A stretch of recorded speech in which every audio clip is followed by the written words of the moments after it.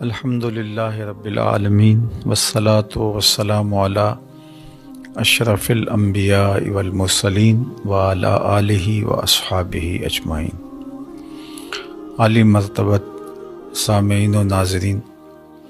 السلام علیکم ورحمۃ اللہ وبرکاتہ۔ موسم رحمت ماہ صیام رمضان المبارک اپنی تمام تر رعنائیوں کے ساتھ جلوہ گر ہوا۔ میں اس پر آپ سب کو بصمیم قلب مبارکباد پیش کرتا ہوں۔ بارگاہ عزدی میں دعا ہے کہ اس مہینے کی برکتیں سمیٹنے کی ہمیں توفیقات ارزانی ہوں۔ یہ ماہ مبارک اپنے دامن میں اتنی برکتیں لے کر جلوہ گر ہوا ہے کہ ہمارے سارے گناہوں کو مٹانے کا ذریعہ ہو سکتا ہے، ہمارے باطن کی روشنی کا ساماں کرتا ہے اور ہمارے اندر کے سارے اندھیروں کو، ظلمتوں کو روشنیوں اور اجالوں میں بدلنے کی توانائی اور طاقت رکھتا ہے۔ اللہ تعالیٰ جل شانہ نے اس ماہ مبارک کو ہمارے لیے بہت ساری برکتیں اور رحمتیں دے کر جلوہ گر کیا، اور اس امت پر اللہ کا بہت بڑا احسان ہے کہ اس نے اس ماہ انور کے ذریعے سے ہمارے لیے آسانیاں پیدا کی۔ اس میں اعمال کا اجر و ثواب بڑھ جاتا ہے۔ ایک نفل ادا کرنے پر پورے فرض کا ثواب ملتا ہے، اور ایک فرض کی ادائیگی پر اللہ 70 فرائض کا ثواب عطا فرماتا ہے۔ مومن کا رزق بڑھ جاتا ہے، توفیقات میں برکتیں اور اضافے ہوتے ہیں، اور اللہ جل شانہ اپنی رحمتوں کے در کشادہ فرما دیتا ہے۔ خوش نصیب ہیں وہ لوگ جو اس ماہ منور میں اللہ جل شانہ کے دین سے جڑ کر، کتاب رحمت قرآن مجید کی تلاوت سے جڑ کے اور اعمال خیر کے ذریعے سے اللہ کی قربت کے ساماں کرتے ہیں۔ اور اس سے بڑا بد نصیب کوئی نہیں ہے جو ایسے مبارک مہینوں میں بھی محروم رہ جاتا ہے۔ میرے اور آپ کے اندر کو اجاڑنے کے لیے ہمارا اپنا نفس ہی کافی ہے، لیکن اس پر مستضاد شیاطین ہیں جو ہمیں ہر وقت ورغلاتے رہتے ہیں اور جادہ مستقیم سے دور کرنے کے لیے جد و جہد میں مصروف رہتے ہیں۔ ان کی بھرپور کوشش ہوتی ہے کہ ہم اپنے رب سے دور ہٹ جائیں، اس کی قربت سے محروم ہوں، گناہوں کی دلدل میں پھنس جائیں اور اپنی خواہشات کے غلام ہو کر کے زندگی بسر کریں۔ ماہ صیام کی من جملہ برکتوں میں سے ایک برکت یہ ہے کہ اس مہینے میں شیاطین کو جکڑ دیا جاتا ہے، تو ہمارے لیے خیر کی راہوں پہ چلنا آسان ہو جاتا ہے، چونکہ لڑائی صرف ہمارے نفس کے ساتھ باقی رہ جاتی ہے۔ دو دشمنوں میں سے ایک دشمن باندھ دیا گیا ہے اور وہ شیاطین ہیں۔ اس عنوان سے حضرت امام بخاری علیہ رحمہ، حضرت امام مسلم نے اپنی اپنی اسناد کے ساتھ حدیث روایت کی ہے۔ آج کی اس نشست میں میں یہ آپ کے سامنے رکھنا چاہوں گا۔ حضرت سیدنا ابو ہریرہ رضی اللہ تعالی عنہ سے یہ روایت مروی ہے۔ فرماتے ہیں قال رسول اللہ صلی اللہ علیہ وآلہ وسلم، اللہ کے پیارے محبوب صلی اللہ علیہ وآلہ وسلم نے ارشاد فرمایا، اذا دخل شہر رمضان فتحت ابواب السماء، جب ماہ صیام جلوہ گر ہوتا ہے، اس مہینے کی آمد ہوتی ہے، تو اللہ آسمان کے دروازے کو کشادہ کر دیتا ہے۔ وفی روایت فتحت ابواب الجنہ، ایک روایت کے لفظ یہ ہیں کہ جنت کے دروازے کھول دیے جاتے ہیں۔ وغلقت ابواب جہنم، اور جہنم کے دروازے بند کر دیے جاتے ہیں۔ وسلسلت الشیاطین، اور شیاطین جکڑ دیے جاتے ہیں۔ اور ایک روایت میں وفتحت ابواب الرحمہ، اور رحمت کے دروازے کشادہ کر دیے جاتے ہیں۔ تو گویا اللہ جل شانہ اس مبارک مہینے میں رحمت کے در کشادہ کرتا ہے، جنت کے دروازے کھول دیتا ہے، آسمان کے در کشادہ کر دیے جاتے ہیں، جہنم کے دروازے بند کر دیے جاتے ہیں، اور وہ قوتیں جو ہمیں جہنم کی طرف لے جانے کے لیے کوشاں رہتی ہیں انہیں محبوس کر دیا جاتا ہے، انہیں باندھ دیا جاتا ہے، شیاطین کو جکڑ دیا جاتا ہے۔ اب ہمارے لیے کتنا آسان ہو جاتا ہے کہ ہم خیر کی طرف اپنے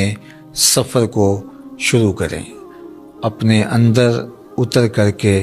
اپنی کوتاہیوں کا خود ادراک کریں اور خیر کی طرف اپنے سفر کا آغاز کریں۔ چونکہ جو رکاوٹیں تھیں ان میں سے بڑی رکاوٹ شیطان تھا، تو شیاطین کو اس ماہ منور کے اندر اللہ تعالیٰ نے جکڑ دیا ہے۔ یہ کتنی بڑی کرم نوازی اس نے ہمارے اوپر فرمائی کہ ہمارے دشمن کو ہی ہمارے راستے سے ہٹا دیا، جو ہمیں جادہ مستقیم سے ہٹانے کے لیے دن رات کوشاں تھا اور جس کے ساتھ ہمارا مقابلہ جاری تھا، اور جس کی وجہ سے ہم شر کی جانب لڑک جاتے تھے اور نیکی کی توفیق ہمیں نہیں ہو پاتی تھی، شیاطین کے بہلانے کی وجہ سے، ان کے بہکاوے کی وجہ سے اور ان کے شر و فساد کی وجہ سے۔ تو اللہ تعالیٰ جل شانہ کی کتنی بڑی عنایت اور کتنا بڑا کرم کہ اس نے ہمارے راستے سے ہمارے دشمن کو ہٹا دیا اور ہماری یہ مدد اور نصرت فرمائی۔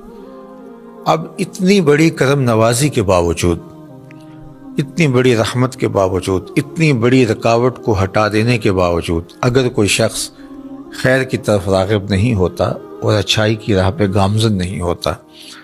تو پھر اس سے بڑا محروم کوئی نہیں ہو سکتا۔ دوسری ایک روایت اسی عنوان سے ہے جس کو حضرت انس بن مالک رضی اللہ تعالی عنہ روایت کرتے ہیں، قال دخل رمضان، ماہ صیام داخل ہوا، یہ مہینہ جو ہی طلوع ہوا، فقال رسول اللہ صلی اللہ علیہ وآلہ وسلم، تو اللہ کے پیارے محبوب صلی اللہ علیہ وآلہ وسلم نے ارشاد فرمایا، ان ھذا الشہر قد حضرکم، لوگوں یہ مبارک مہینہ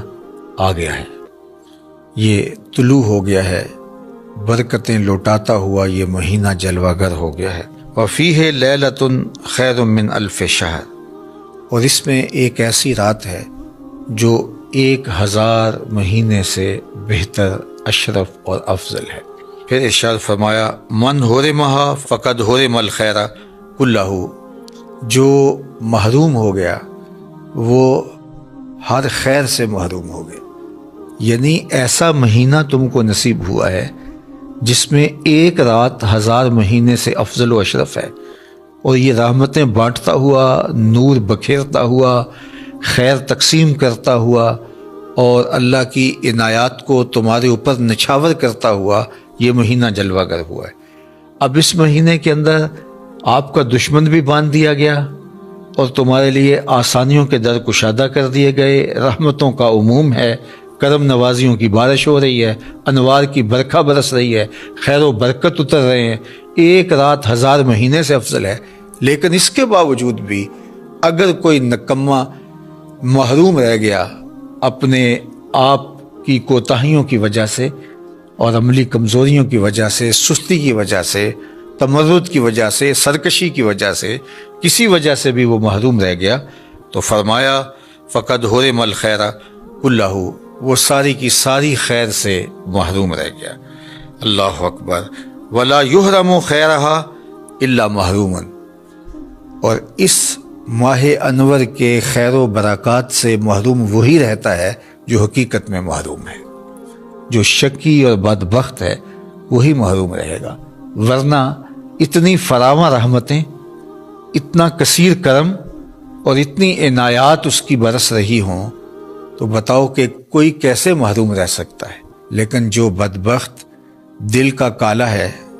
باطن اس کا اجڑا ہوا ہے اور وہ خیر کو حاصل کرنا ہی نہیں چاہتا تو وہ تو حقیقی محروم ہے، تو وہ اس مبارک مہینے کے اندر بھی محروم رہ جائے گا۔ اور جو خیر پانے والے ہیں وہ ہر موقع سے خیر اپنے حصے کی سمیٹ لیتے ہیں، وہ کیا کسی نے کہا تھا ہر شب شب قدر است اگر قدر دانی، کہ ہر شب شب قدر ہے اگر تو قدر پہچان لے، اور اگر کوئی قدر نہ پہچاننے والا ہو تو وہ شب قدر کو بھی محروم رہتا ہے، وہاں سے بھی برکتیں نہیں سمیٹ سکتا۔ تو جن کی طبع ہموار ہوتی ہے، جن کے باطن ستھرے ہوتے ہیں، جن کے خیالوں میں پاکیزگیاں ہوتی ہیں، جن کی سوچوں میں نور ہوتا ہے، تو وہ اپنے حصے کی خیر ہر جگہ سے کشید کر لیتے ہیں۔ اور جو اندر سے محروم ہوتے ہیں، شقی القلب ہوتے ہیں، ان کے باطن اجڑے ہوئے ہوتے ہیں، تو وہ پھر برستی رحمتوں میں بھی اپنے دامن کو تر نہیں کر پاتے، اور وہ یوں ہی اپنی زندگی برباد کر دیتے ہیں۔ عالی مرتبت سامعین، ناظرین، یہ ماہ مبارک ہمیں زندگی میں ایک بار پھر نصیب ہوا ہے، نہ جانے دوبارہ زندگی میں نصیب ہو یا نہ ہو، لیکن اس پورے مہینے کو ہم اپنے دامن کو پھیلا کر اللہ جل شانہ کی رحمتوں کو سمیٹنے کی بھرپور کوشش کریں، خوش دلی سے اس کا استقبال کریں۔ اس مہینے کے آنے پر ہمارے چہرے پہ مسرت و فرحت اور بشاشت کا ظہور ہونا چاہیے۔ ہم پوری طرح سے اس مہینے کے ایک ایک لمحے کی قدردانی کریں، قرآن مجید کی تلاوت اپنے معمولات میں ہم شامل کریں، اس مہینے میں کثرت کے ساتھ صدقہ و خیرات کریں، ہم 5 گانہ نماز باجماعت اور تکبیر اولیٰ کے ساتھ پڑھنے کی کوشش کریں، اور صلاۃ التراویح میں پورا قرآن مجید ہم سماعت کریں۔ کسی ایک جگہ جہاں قرآن مجید ترتیل کے ساتھ خوبصورت لہجے میں پڑھا جاتا ہے، اچھے تلفظ کے ساتھ پڑھنے والے قراء موجود ہیں، وہاں ہم قرآن مجید کی تلاوت سنیں، ورنہ قرآن مجید تیزی کے ساتھ پڑھنے سے اس کا حق بھی ادا نہ ہوتا ہو تو وہ وقت ضائع کرنے والی بات ہے۔ قرآن مجید وہاں جا کے سنیں جہاں قرآن مجید کو اس کے آداب کی رعایت کے ساتھ تلاوت کیا جاتا ہے۔ تو یہ ایک موقع ہے تراویح کے اندر قرآن مجید سننے کا، اور یہ نہیں کہ ہم چند تراویح پڑھنے کے بعد بھاگ جائیں، یا آخری 2-4 تراویح میں شامل ہو جائیں، یا درمیان میں آئیں اور پھر چلے جائیں۔ یہ تو عبادت اور ذکر و فکر کا مہینہ ہے۔ اللہ کے محبوب علیہ السلام خود بھی بیدار رہتے اور اپنے اہل خانہ کو بھی بیدار رکھتے، اور شد المیزر کے لفظ ہیں، حضور کمر بستہ ہو جاتے اور انتہائی کوشش بلیغ کرتے اللہ جل شانہ کے ذکر میں، اللہ کی یاد میں، قرآن مجید کی تلاوت میں اور دیگر اعمال خیر میں۔ تو ہمیں اس مہینے میں خاص طور پہ اللہ تعالیٰ جل شانہ کی رحمتوں کو سمیٹنے کے لیے بھرپور سعی کرنی چاہیے، اپنے بچوں کو بھی ترغیب دینی چاہیے۔ گھروں کے اندر وہ امور جن کے ذریعے سے بچوں کی دلچسپی پیدا ہوتی ہے، ان امور کو ہمیں بجا لانا چاہیے، شریعت کے دائرے میں ہوں، لیکن بچوں کی دلچسپی کے امور جو ان کے نفسیات کو دین کے قریب کر سکیں، ایسے امور کا ہمیں اپنے گھروں کے اندر اہتمام کرنا چاہیے، اور ان کے اندر تشویق پیدا ہو، ان کو انگلی سے لگا کر کے مسجد کی طرف لے کر کے آئیں، افطار کے دسترخوان پہ بہت شوق کے ساتھ اور ادب کے ساتھ بیٹھیں، اور اسی طرح سحری کھانے کا لمحہ آئے تو سحری کے دسترخوان پر بھی درود شریف پڑھتے ہوئے، ذکر و اذکار کرتے ہوئے، اور بچوں کو اس موقع پر دین سکھاتے ہوئے، ان کے دل میں رمضان المبارک کا احترام بھی پیدا ہو، اور رمضان المبارک کے گزارنے کے لیے اعمال خیر ساتھ بجا لانے کا شوق بھی پیدا ہو، اور اسی طرح ان کو صدقہ دینے کی عادت ڈالیں۔ اگرچہ آپ صدقہ خود بھی اپنے ہاتھ سے کریں، لیکن کچھ مقدار میں اپنے بچوں کو بھی آپ کچھ رقم دیں، وہ ضرورت مندوں کو، مدارس دینیہ کو، مساجد کو اور دیگر خیر کے کاموں کے اندر صرف کریں، تاکہ بچپن میں طبعاً ان کے اندر خیرات کا، صدقے کا، راہ خدا میں خرچ کرنے کا جذبہ پیدا ہو، اور یہ جذبہ پھر ساتھ ساتھ ان کے پروان چڑھتا چلا جائے گا۔ اور ماہ صیام کے اندر جو برکتیں اترتی ہیں، جو رحمتیں اس مہینے میں نازل ہوتی ہیں، ان کو سمیٹنے کا انہیں شوق دلائیں تاکہ وہ کثرت کے ساتھ ذکر و فکر میں لگ جائیں اور اس مہینے سے برکتیں سمیٹیں۔ میں اس موقع پر خاص طور پہ عرض کرنا چاہوں گا کہ یہ سوشل میڈیا کے اوپر ایک چھوٹی سی ویڈیو آپ نے بھی دیکھی ہوگی کہ یہاں فلسطین کے اندر ٹوٹے شکستہ مکانوں کے اوپر بھی اپنی استطاعت کے مطابق چراغاں کر کے اور جھنڈیاں لگا کے بچے جس خوشی کا، جس مسرت کا اور جس سرشاری کا اظہار کر رہے ہیں، تو یہ یقیناً دین کے ساتھ محبت اور دین کے ساتھ پیار کی دلیل ہے، اور اس ماہ صیام کے ساتھ ان کا باطنی تعلق جو ان کے والدین نے ان کو سکھایا۔ بہت سارے بچے ایسے ہیں کہ جن کے ماں باپ شہید ہو چکے ہیں، لیکن وہ آج ماہ صیام میں ان کی دی ہوئی تعلیم کے مطابق ماہ مبارک کا استقبال کر رہے ہیں، تو ان کی روحیں، ان کے ماں باپ کی روحیں، ان شہیدوں کی روحیں قبروں میں کتنی آسودہ ہو رہی ہوں گی کہ ہم جو نسل دے کے آئے ہیں، آنے والی نسل آج بھی دین کے اوپر اسی طرح کھڑی ہے، اور یہ ماحول کی تبدیلی اور یہ ٹوٹے مکان اور یہ شکستہ گلیاں اور یہ ملبے کے ڈھیر ان سے دین کی محبت نہیں چھین سکی۔ یہ دولت، یہ عمارت، یہ غربت، یہ تو معروضی چیزیں ہیں، کبھی ہوں کبھی نہیں، لیکن یہ ماہ صیام کے ساتھ جو تعلق ہے یہ تو ہمارے ایمان کا حصہ ہے، یہ ہماری محبت ہے دین کے ساتھ اور اس کا ظہور ہے۔ تو مجھے قلبی طور پہ بہت فرحت ہوئی، اور دوسری جانب میں دیکھتا ہوں کہ ہم آسودہ ملکوں میں رہنے والے ہیں، ہزار پریشانیوں کے باوجود اگر ہم ان سے موازنہ کریں تو ہم آسودہ ماحول کے اندر اپنے رمضان کا آغاز کر رہے ہیں، اس مہینے کا آغاز کرنے جا رہے ہیں۔ تو ہم بھی بہت اچھے انداز سے اپنے بچوں کے اندر، اپنی نسلوں کے اندر اس کی تشویق پیدا کر جائیں، تاکہ ہم نہیں ہوں گے پھر ہماری نسلیں اس ماہ مبارک، اس ماہ نور کو یوں اس کا استقبال کر کے عقیدتوں کا اظہار کریں گی، اور رمضان المبارک صرف سحری افطاری تک ہی ہمارا محدود نہ رہ جائے، اور کھانے پینے کے امور تک ہی ہم ان کو محدود نہ رکھیں۔ اگرچہ یہ افطاری بھی برکت ہے، یہ سحری بھی برکت ہے، لیکن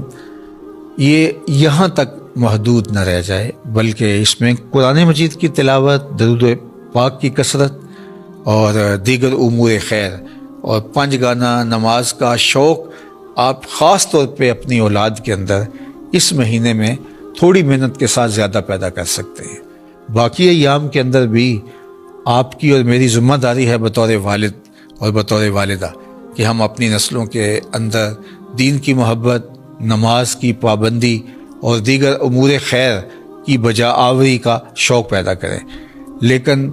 اگر ہم اپنا وہ کام جو ہمارے ذمہ عائد ہے اور واجب الادا ہے ہمارے ذمہ، تو اس کو ہم اس مہینے کے اندر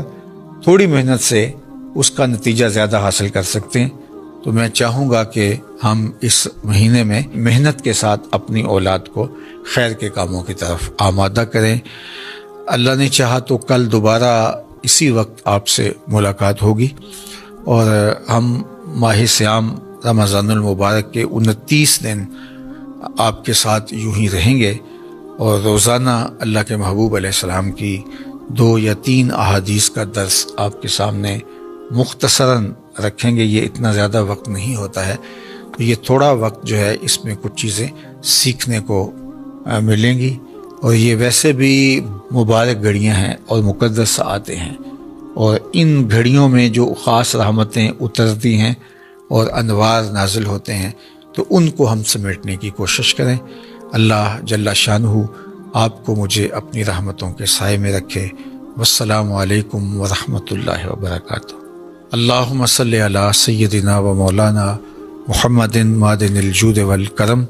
وآلہ وصحبہ وبارک وسلم۔ اللہ اٹھے ہوئے ہاتھ، پھیلی ہوئی جھولیاں اپنی رحمتوں سے بھر دے، وقت کی بہاریں نصیب فرما، مقدر کی خزائیں رخصت کر دے، جئیں تو تیرے لیے، مریں تو تیرے دین کے لیے۔ زندگی کی آخری ہچکی تک تیرے رسول کے وفادار رہیں، ہر علت سے، ہر قلت سے، ہر ذلت سے رہائی عطا کر دے، اپنے پاک نبی کے در کی گدائی عطا کر دے، نفس و شیطان کے مکر و فریب سے، دجل و تلبیسات سے ہماری حفاظت فرما۔ اے اللہ تو کریم ہے، ہم تیرے عاجز اور ناتواں بندے اس ماہ مبارک کی برکتوں کے سوالی بن کے تیرے حضور حاضر ہیں۔ اللہ اس مہینے کی رحمتوں سے ہمیں محروم نہ رکھنا، اللہ اس مہینے میں اترنے والی رحمتوں کا وافر حصہ ہمیں نصیب کر دینا۔ اللہ ہماری آنکھوں کو، ہمارے کانوں کو، ہمارے خیالوں کو، ہماری سوچوں کو پاکیزگی عطا کرنا، روزے کو روزے کے آداب کی محافظت کے ساتھ نبھانے کی ہمیں توفیق عطا فرمانا، اور اپنی خاص کرم نوازیاں میرے وطن کے شامل حال فرمانا۔ اللہ میرے ملک کو امن کا گہوارہ بنانا، یہاں دہشت گردی کے سلگتے الاؤ ٹھنڈے کر کے امن کی بہاریں پیدا فرمانا، معیشت کا جمال، معاشرت کا حسن اور صالح اقدار کا نور عطا فرمانا۔ اہل غزہ کے لیے تیرے حضور ملتجی ہیں، اللہ ان کی مدد، نصرت اور اعانت فرمانا۔ اس آسمان کے نیچے، زمین کے اوپر تیرے علاوہ کوئی ان کا آسرا نہیں بچا، اللہ ان کے حوصلے نہ ٹوٹنے پائیں۔ اللہ جس طرح قسم و پرسی کے اس عالم میں بھی وہ تیرے دین کے ساتھ جڑے ہیں، ماہ صیام کی خوشیاں منا رہے ہیں، اللہ ان بچوں کو حقیقی اور ابدی خوشیاں عطا فرمانا۔ آج جو ملبے کے ڈھیر کے اوپر کھڑے ہو کے مرحبا یا رمضان کے نعرے لگا رہے ہیں، آج وہ یہاں کھڑے ہو کر کے اپنی محبتوں کا چراغاں کر رہے ہیں، اللہ ان کے لیے حقیقی خوشیاں غلبہ اسلام کی شکل میں نصیب فرمانا، اور اپنی عنایتوں اور کرم نوازیوں کا حظ وافر مقسوم فرمانا۔